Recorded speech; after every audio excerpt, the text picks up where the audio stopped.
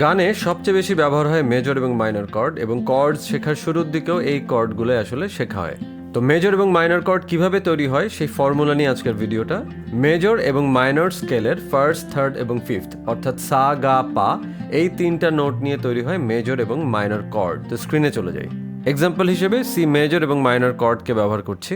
প্রথমে C major স্কেলটা দেখি।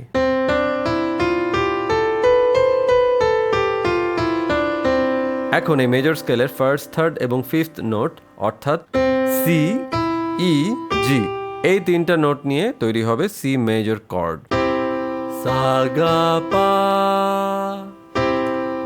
এবার যাই সি মাইনর স্কেলে।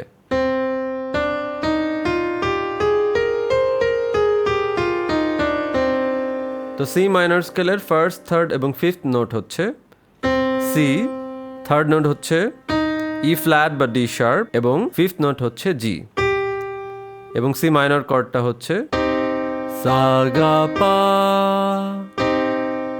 এখন মজার বিষয় হচ্ছে এই দুইটা কর্ডের পার্থক্য কিন্তু একটা নোটে। এটা সি মেজর কর্ড, মাঝখানে অর্থাৎ থার্ড নোটটা যদি 1 সেমিটোন ফ্ল্যাট করি, ই থেকে চলে যাই ডি শার্প অথবা ই ফ্ল্যাটে, তাহলে হয়ে যাবে minor chord. C major, C minor.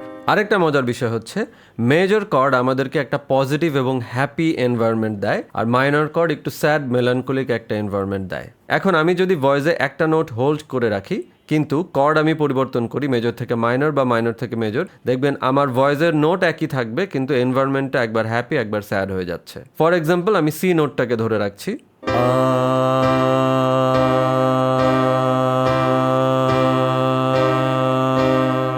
আজকে এতটুকুই। Thank you so much.